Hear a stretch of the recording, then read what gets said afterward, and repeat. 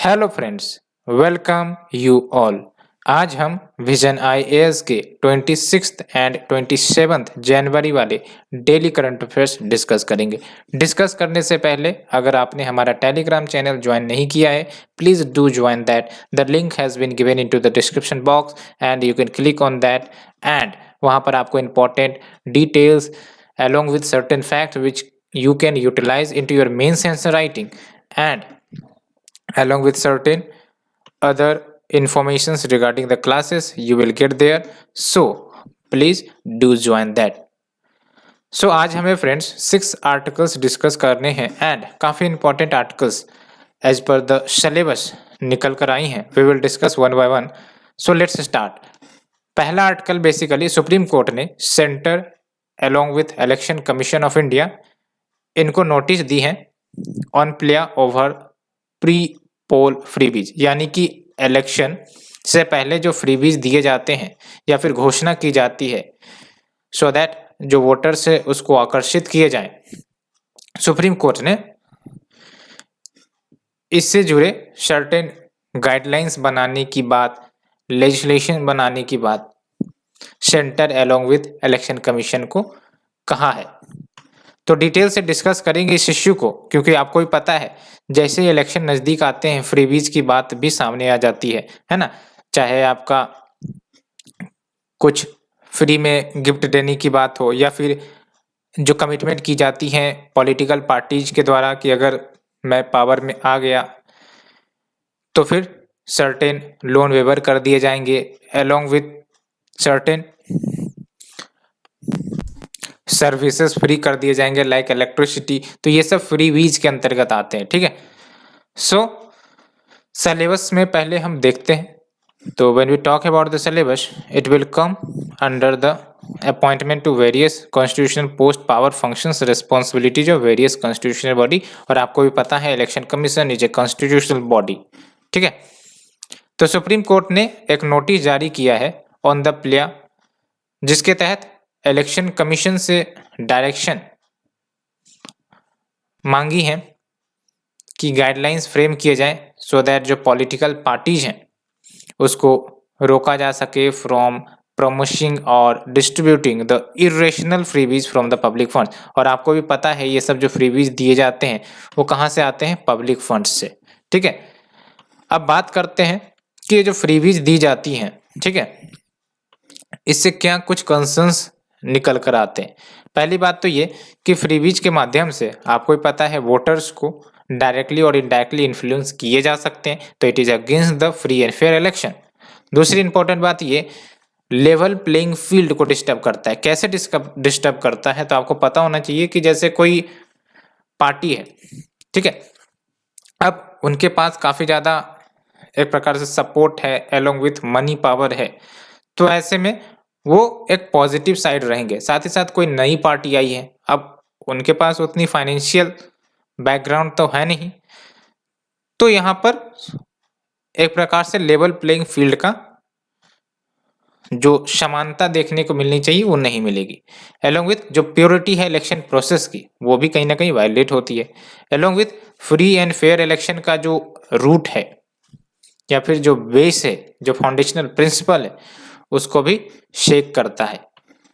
And huge economic burden on the states, because ये सब जो फ्रीबीज दिए जाएंगे आपको भी पता है अगर फुलफिल करना है तो पैसे चाहिए। अब पैसे चाहिए तो कहीं ना कहीं स्टेट को हो सकता है लोन लेने पड़े या फिर अदर इनिशिएटिव्स के माध्यम से उनको ये सारी की सारी चीज़ें ऑफर करनी होगी।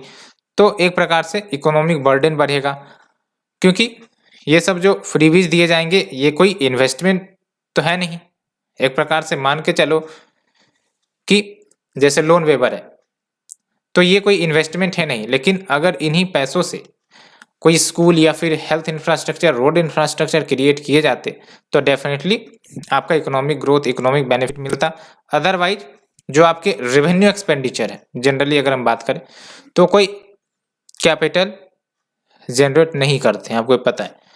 तो huge economic burden on the states as well, ठीक है। और एक जजमेंट आपको याद रखनी है, supreme court in the Subramaniam Balaji versus state of Tamil Nadu 2013 इसमें सुप्रीम कोर्ट ने कहा था कि जो प्रोमिसेस किए जाते हैं इलेक्शन मैनिफेस्टो में, इलेक्शन मैनिफेस्टो पॉलिटिकल पार्टीज की आपको ही पता है होती हैं, जिसमें वो वादे करते हैं कि आने वाले समय में यानी कि हम अगर पावर में आ जाएंगे तो ये बेनिफिट्स ये जो वादे हैं पूरे करेंगे। तो ये जो आपका केस था, इस केस में सुप्रीम कोर्ट ने कहा था कि जो प्रोमिसेस किए जाते हैं इन द इलेक्शन मैनिफेस्टो, इसको करप्ट प्रैक्टिस के रूप में नहीं माना जाएगा। ठीक है, अब ये फैसले के बाद इसका मतलब क्या निकल कर आता है कि जो फ्रीबीज दी जाएंगी या फ्रीबीज की बात की जाते हैं उसको स्टॉप नहीं किया जाएगा अगर रूलिंग पार्टी जो पब्लिक फंड्स है उसका इस्तेमाल करती है for giving the freebies via passage of appropriation act in the state assembly. और आपको ही पता है अप्रोप्रिएशन एक्ट जब पास होता है स्टेट असेंबली में, इसका मतलब जो गवर्नमेंट है उसको परमिशन मिल जाती है कि वो consolidated fund of the state से पैसे निकाल सकते हैं, चाहे फिर वो कोई स्कीम चलाने की ही बात क्यों ना हो। ठीक है, कोई स्कीम को फंड करने ही की बात क्यों ना हो, तो ये बातें निकल कर आती है। लेकिन आपको ही पता है ये जो फ्रीबीज के कंसेप्ट है कहीं ना कहीं सारे के सारे व्यक्ति को इन्फ्लुएंस करते हैं। दैट्स वाई जो सुप्रीम कोर्ट है इन्होंने इलेक्शन कमीशन को कहा है कि गाइडलाइंस तैयार किया जाए, साथ ही साथ सेंटर को भी कहा है कि एक सेपरेट लेजिस्लेशन लाने की जरूरत है सो दैट जो फ्रीबीज दी जाती हैं उसको गवर्न किया जा सके एमंग द पॉलिटिकल पार्टी जो ये सब फ्रीबीज ऑफर करती है। और इलेक्शन कमीशन ने ऑलरेडी जो डायरेक्शंस बालाजी केस में दिए गए थे उस डायरेक्शंस को इम्प्लीमेंट कर रखा है। कैसे कर रखा है, तो जो आपका पार्ट 7 है to the model code of conduct, ठीक है, इसमें बालाजी केसेस के तहत जो भी डायरेक्शन दिए गए थे उसको गाइडलाइंस के रूप में मॉडल कोड ऑफ कंडक्ट में डाल के रखा है और इसका बाइंडिंग फोर्स है। ठीक है, बाइंडिंग फोर्स यानी कि मानना पड़ेगा। ठीक है, सो फ्रेंड्स ये हमने आर्टिकल नंबर 1 डिस्कस किया। Let's move to the article number 2, global first European commission proposes digital rights principles. अब क्या है ये ग्लोबल फर्स्ट, क्या है ये डिजिटल राइट्स एंड प्रिंसिपल्स, इसके बारे में डिटेल से चर्चा करेंगे। लेकिन सबसे पहली बात, let's move to the syllabus. तो फ्रेंड्स सिलेबस की अगर हम बात करें तो आप देख सकते हो कहाँ गया सिलेबस का टॉपिक, ये आप देख सकते हो awareness in the field of IT. ठीक है, इंफॉर्मेशन टेक्नोलॉजी, उसमें आपका ये कंसेप्ट आएगा। तो बेसिकली ये जो आपका डिजिटल राइट्स प्रिंसिपल है ये साफ साफ ये कहता है कि जो चीजें ऑफलाइन में इलीगल है वो चीजें ऑनलाइन में भी इलीगल होती हैं। ठीक है, यानी कि आप देख सकते हो declaration of digital rights and principles establishes the principle कि व्हाट इज इलीगल ऑफलाइन, यानी कि जो कुछ भी चीजें इलीगल है ऑफलाइन में वो इलीगल होंगी ऑनलाइन में भी। तो एक प्रकार से ये एक्सटेंशन है Berlin declaration on digital society and value based digital government का जो यूरोपियन काउंसिल का है ये। ठीक है, तो ये याद रखना है प्रीलिम्स के लिए। अब बात करते हैं क्या सिग्निफिकेंस है इस डिक्लेरेशन का।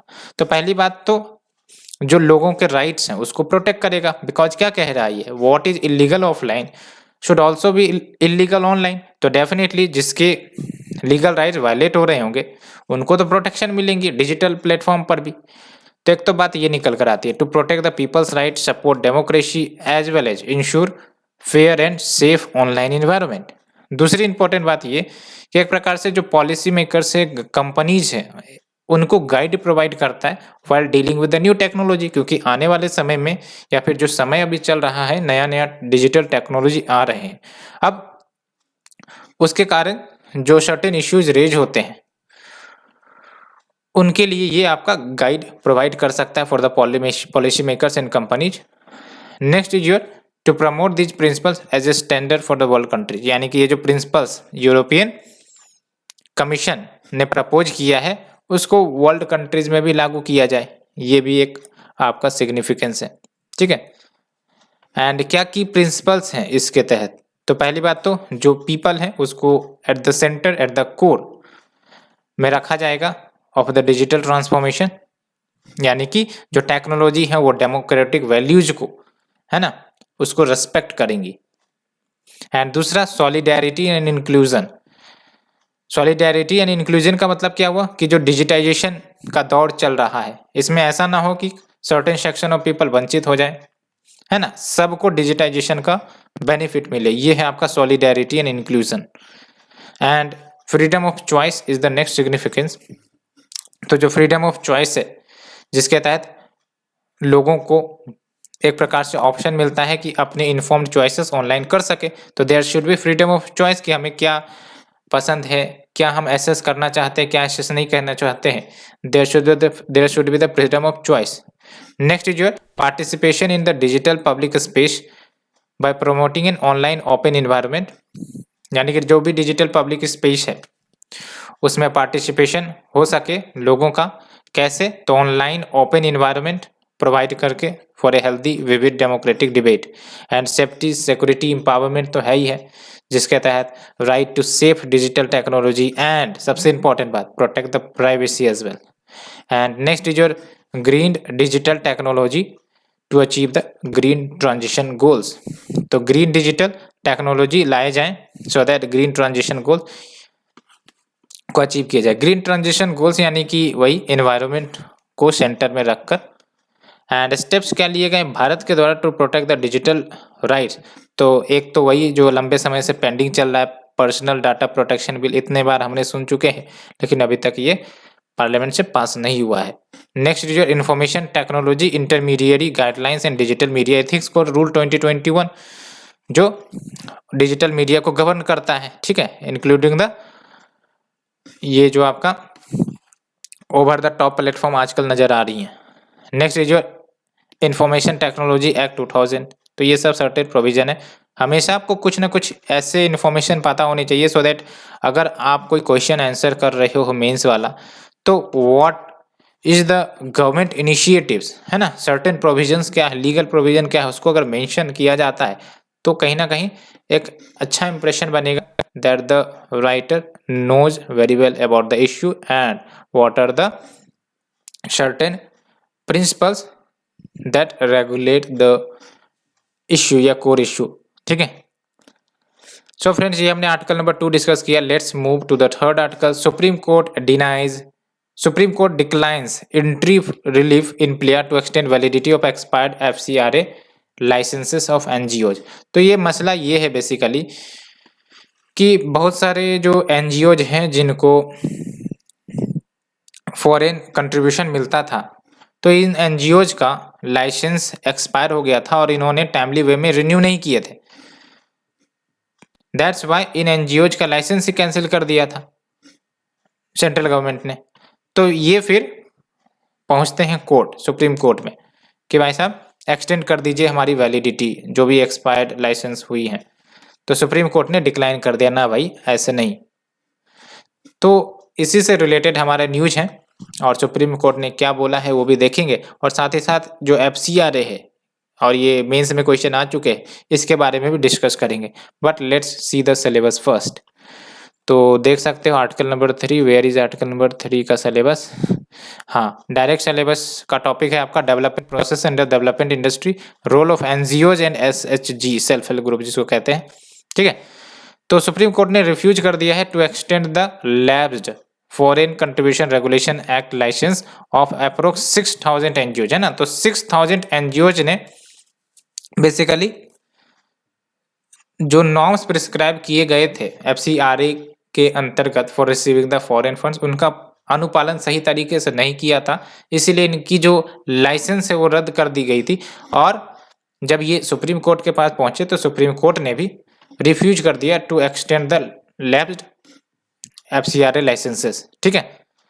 और आपको ही पता है कि FCRA के तहत यानी फॉरेन कंट्रीब्यूशन रेगुलेशन एक्ट के तहत जो NGOs हैं उनको यूनियन होम मिनिस्ट्री से लाइसेंस लेनी पड़ेगी, तभी जाके उनको फॉरेन फंड्स एसेसेबल हो पाएंगे। अगर इनको लाइसेंस नहीं है तो फिर ये फॉरेन फंड्स एसेस नहीं कर सकते। और 2020 में भी आपको ही पता है चेंज किया गया था, लॉ अमेंड किया गया था जिसके तहत और कड़क प्रोविजंस डाले गए हैं, वो भी डिस्कस करेंगे हम।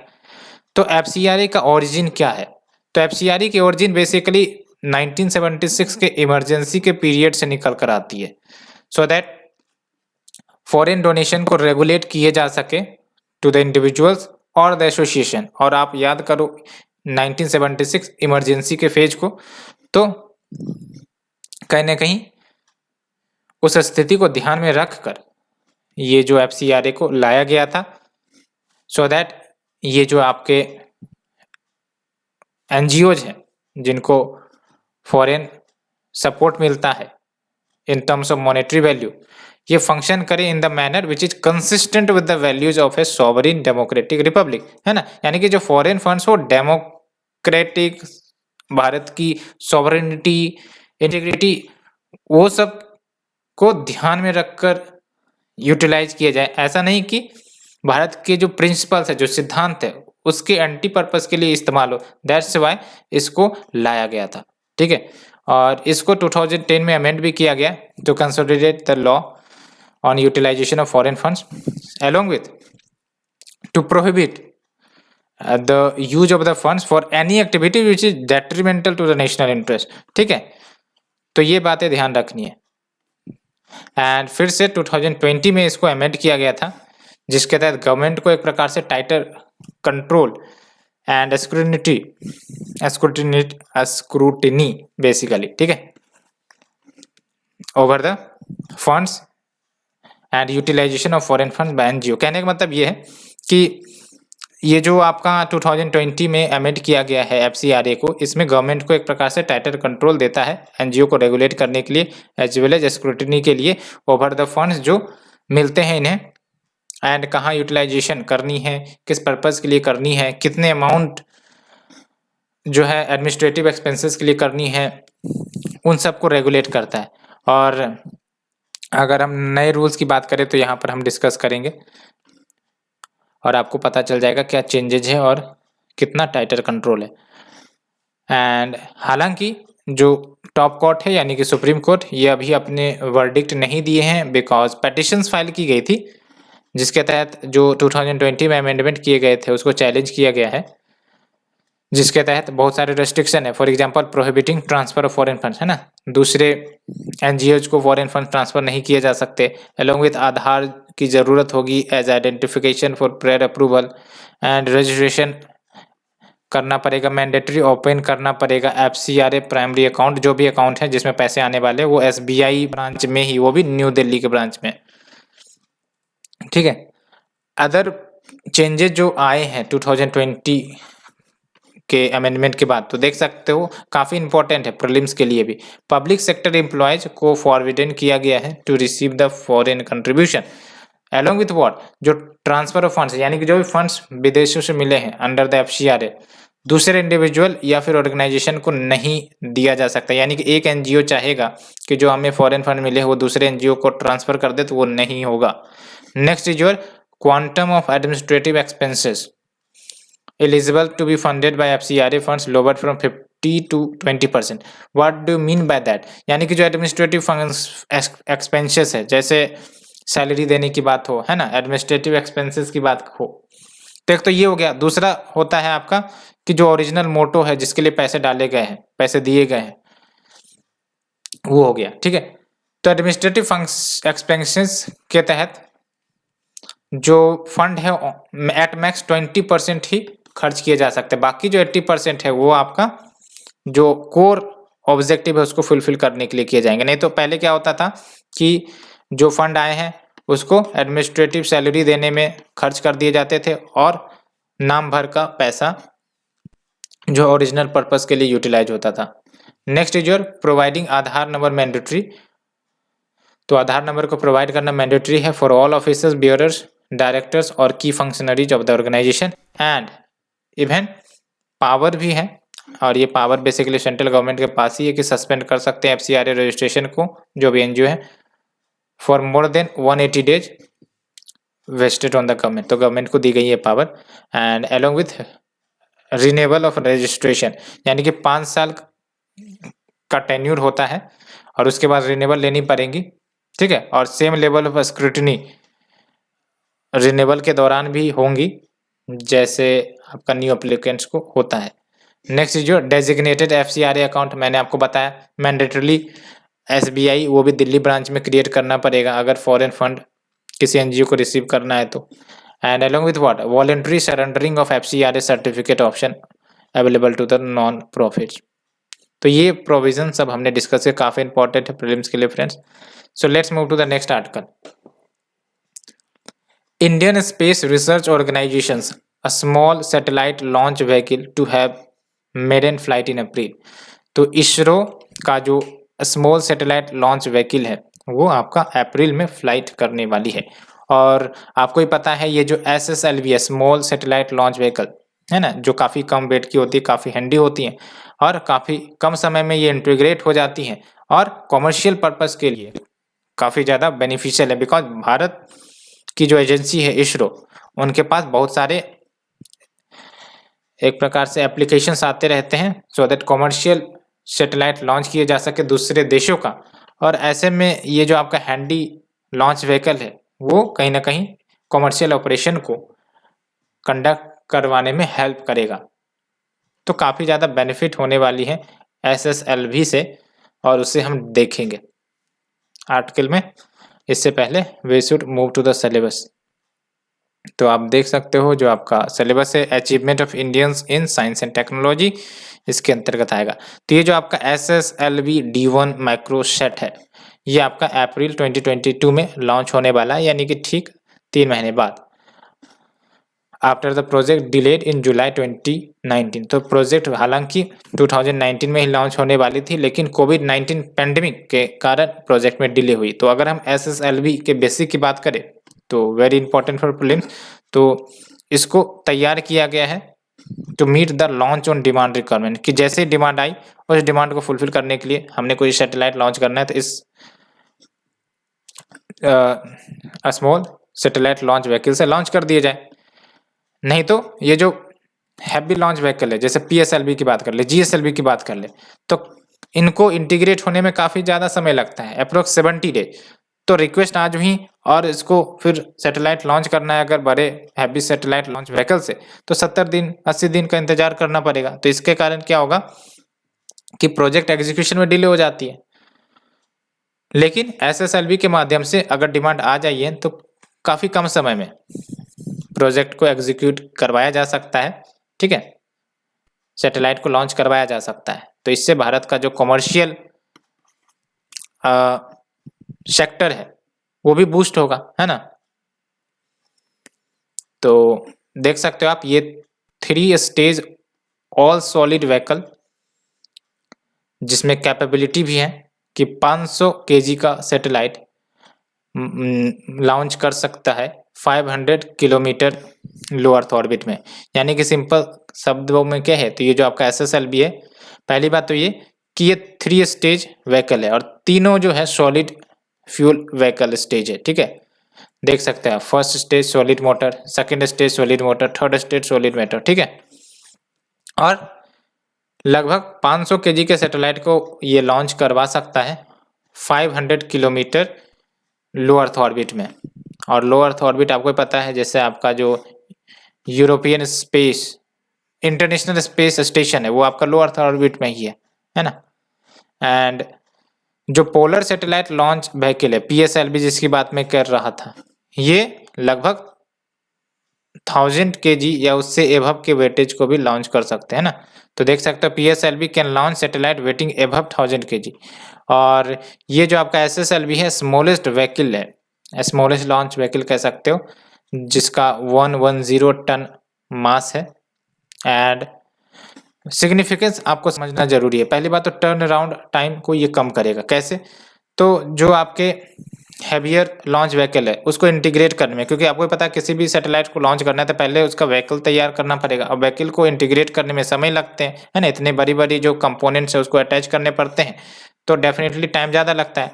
तो जो हैवियर लॉन्च व्हीकल है उसको आप देख सकते हो लगभग 70 डेज लगते हैं, लेकिन SSLV को इंटीग्रेट करने में ओनली 72 आवर्स। तो आप समझ सकते हैं कहाँ एक आवर है कहाँ एक डेज है। तो टर्न अराउंड टाइम कम होगा, आराम से होगा कम, ठीक है। दूसरी इंपॉर्टेंट बात, कॉस्ट इफेक्टिव है। तो किसी सैटेलाइट को लॉन्च करने में SSLV के माध्यम से सिर्फ और सिर्फ 30 करोड़ लगेंगे, तो बेनिफिट किसको होगा? जो इसरो है उसको बेनिफिट होगा, क्योंकि अगर हम हैवी लॉन्च व्हीकल से भेजेंगे तो जाहिर सी बात है हमें रॉकेट फ्यूल भी ज़्यादा लगेंगी, और दूसरी इंपॉर्टेंट बात यह कि प्रोजेक्ट एग्जीक्यूशन में भी समय लगेगा। लेकिन एसएसएलवी की मदद से कम अमाउंट में भी, कम कॉस्ट में भी भेज सकते हैं। And multiple satellite mounting options हैं for nano, macro, small satellites, इन सब के लिए अलग अलग माउंटिंग ऑप्शंस दिए गए हैं सैटेलाइट व्हीकल में। एंड मिनिमम इंफ्रास्ट्रक्चर रिक्वायरमेंट, ठीक है, ये भी है। तो इसका बेसिक ऑब्जेक्टिव क्या है, why there is a need for SSLV? तो बेसिकली ये जो आने वाले समय में इसरो को भर भर के डिमांड आ रहा है for launching of the small satellite into the earth low orbit, तो उस मार्केट को इसरो कैटर कर पाएगा, है ना। और कैसे? तो जो डेवलपिंग कंट्रीज हैं वो भी यही चाहते हैं कि कहाँ से हम लो कॉस्ट पर अपने सैटेलाइट को भेज सकते हैं, तो India will be a better option. और अगर भारत के पास ऑलरेडी डेवलप्ड इंफ्रास्ट्रक्चर है लाइक एसएसएलवी, तो कहीं ना कहीं उनके एस्पिरेशन को भी फुलफिल कर सकेगा, उनकी डिमांड को भी फुलफिल कर सकेगा, as well as private corporation. Next is your new space India limited, जो कि एक पीएसयू है, ठीक है। और ये सोल नोडल एजेंसी होगा जो रिस्पॉन्सिबल होगा इंड टू इंड सब SSLV launch services for customer satellites from contractual, technical, programmatic, launch campaign. तो ये बेसिकली आपका सोल नोडल एजेंसी होगा जो आपका एसएसएलवी लॉन्च सर्विसेज, जो भी कस्टमर सैटेलाइट्स हैं, कस्टमर सैटेलाइट यानी कि दूसरे देश के सैटेलाइट को लॉन्च करवाना, तो ये आपका new space India limited deal करेगा, ठीक है। तो ये फ्रेंड्स हमने आर्टिकल डिस्कस किया। Let's move to the next article.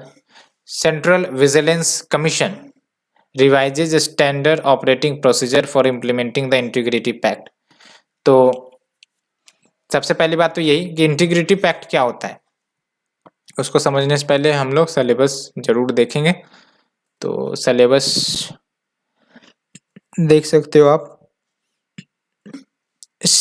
Statutory, regulatory, various quasi-judicial bodies, government policies, intervention for the development in the various sectors and issues arising out of their design and implementation, तो इसके अंतर्गत cover होगा। ये integrity pact क्या है भाई साहब? तो इंटीग्रिटी पैक्ट बेसिकली जो वेंडर है या बिडर है, यानी कि एक प्रकार से बायर और सेलर के बीच अगर लेट्स से कि कोई कंट्रैक्ट हुआ, कोई भी कंट्रैक्ट हुआ, अब इंटीग्रिटी पैक्ट एक प्रकार से एग्रीमेंट होगा कि भाई साहब जो भी हमने कंट्रैक्ट किया है उस कंट्रैक्ट में कोई भी करप्ट प्रैक्टिसेस आने नहीं देंगे, है ना। एक प्रकार से करप्शन को अवॉइड करने के लिए इनटू द कंट्रैक्ट, उसके लिए इंटीग्रिटी पैक्ट साइन की जाती है। अब ये जो इंटीग्रिटी पैक्ट साइन की जाएंगी between the bidder and the buyer, तो कहीं ना कहीं इम्प्लीमेंट करवाने वाला भी होगा कोई। ऐसा तो नहीं कि जो बिडर है या फिर बायर है वही इसको इम्प्लीमेंट करवाएगा, तब तो it is against the principle कि भाई साहब जो एग्रीमेंट कर रहा है वही आपका इंटीग्रिटी पैक्ट करवाएगा, ऐसा तो नहीं होगा। तो इसके लिए we have the panel of independent external monitors, जो ऑर्गेनाइजेशन के द्वारा अपॉइंट की जाती है, तो उसके द्वारा इंप्लीमेंट किया जाएगा, क्योंकि न्यूट्रल होना जरूरी है। बायसनेस रहेगी तो फिर कैसे इंटीग्रिटी पैक्ट आपका ऑपरेट करेगा न्यूट्रली, ठीक है। तो ये जो आपका IEM है, that is your independent external monitor, जो इंप्लीमेंट करेगा इंटीग्रिटी पैक्ट को, इसको चीफ विजिलेंस ऑफिसर्स को रिपोर्ट करना होगा। क्या की हाईलाइट है इस न्यू रूल्स के? तो पहली बात तो ये कि जो आपका IEM है, इंडिपेंडेंट एक्सटर्नल मॉनिटर, इसको यानी कि इसके अंतर्गत जो मेंबर्स रहेंगे इसको पिकअप किया जाएगा from a panel of eminent person या ऑफिसर्स, जिन्होंने एडिशनल सेक्रेटरी या फिर इक्विवेलेंट और any other position at a higher pay scale in government of India, इन पोस्ट पर जिन्होंने काम किया हो, वर्क किया हो, सर्व किया हो, उनको पिकअप किया जाएगा एज IEM, ठीक है, at a time of the retirement. Next is your existing rule क्या है? द एग्जिस्टिंग रूल जो जून 2021 में इश्यू की गई थी, इसके तहत ओनली कंसिडर्ड ऑफिशियल्स जो सेक्रेटरी रैंक के हैं, secretary to the government of India, chief secretaries के रैंक इन द स्टेट्स और officials at the equivalent pay scale at the time of requirement, ये होते थे। ठीक है, अभी क्या आप देख सकते हो, who have held the post of additional secretary or equivalent or any other position at the higher pay scale in the government of India, ये है। ठीक है, and for retired officers, armed officers, तो अगर आर्म्ड ऑफिसर्स के अंतर्गत जो retired officers उनके लिए क्या है, तो वहां से भी सिर्फ वो ऑफिसर्स जो एडिशनल सेक्रेटरी के रैंक के इक्विवेलेंट होंगे या फिर उससे ज़्यादा रैंक के होंगे in the government of India, वो एलिजिबल होंगे। ठीक है, एंड जो चेंजेस की गई हैं इसके तहत आपका क्या ऑब्जेक्टिव है, तो जो आपका इंडिपेंडेंट एक्सटर्नल मॉनिटर्स हैं, है ना, उनके संख्या को बढ़ाना सो दैट प्रॉपर एग्जामिनेशन किया जा सके गवर्नमेंट कॉन्ट्रैक्ट्स का। और अगर हम बात करें सीवीसी की, तो ये बेसिकली एपेक्स विजिलेंस इंस्टीट्यूशन है और ये ऑटोनोमस एक प्रकार से कह सकते हो, that is free of control from any executive authority, और ये सारे के सारे vigilance activity under the central government रखते हैं एंड साथ ही साथ वेरियस अथॉरिटीज को एडवाइस भी करते हैं in the central government organisation in the planning, executing, reviewing and reforming the vigilant work. तो फ्रेंड्स ये हमने डिस्कस किया, let's move to the next article. United nation yet to agree on common definition on terrorism says India.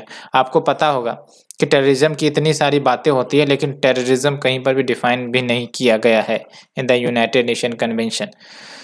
ठीक है, तो सबसे पहली बात तो ये कि टेररिज्म को डिफाइन करो कि क्या है टेररिज्म। जब तक डेफिनेशन नहीं तब तक सहमति कैसे बनेगी।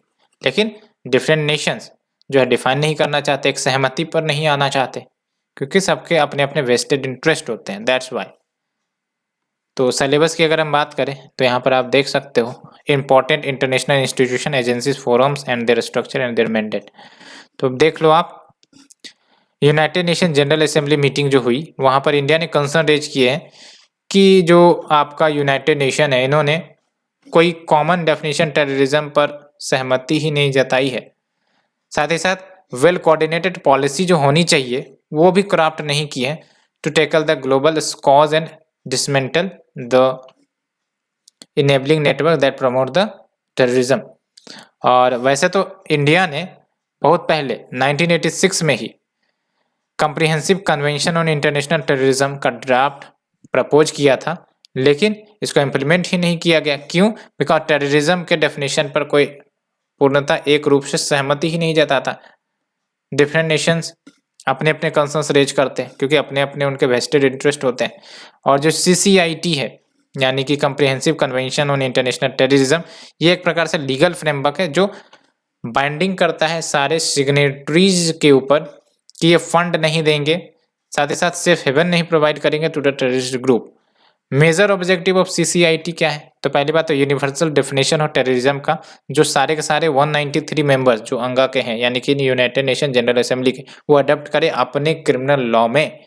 साथ ही साथ ban all the terror group and shut down the terror camps along with to prosecute all terrorists under the special laws, along with what, to make cross border terrorism an extraditable offense worldwide, है ना। And India का क्या effort है to counter the terrorism? तो India ने को sponsor किया था draft resolution on human rights and terrorism जो अडॉप्ट किया गया 1999 में, और इंडिया ने सपोर्ट किया, ज्वाइन किया ग्लोबल काउंटर टेररिज्म स्ट्रेटजी जो जनरल असेंबली के द्वारा अडॉप्ट भी की गई थी। तो ये फ्रेंड्स हमने डिस्कस किया ऑल दीज आर्टिकल्स।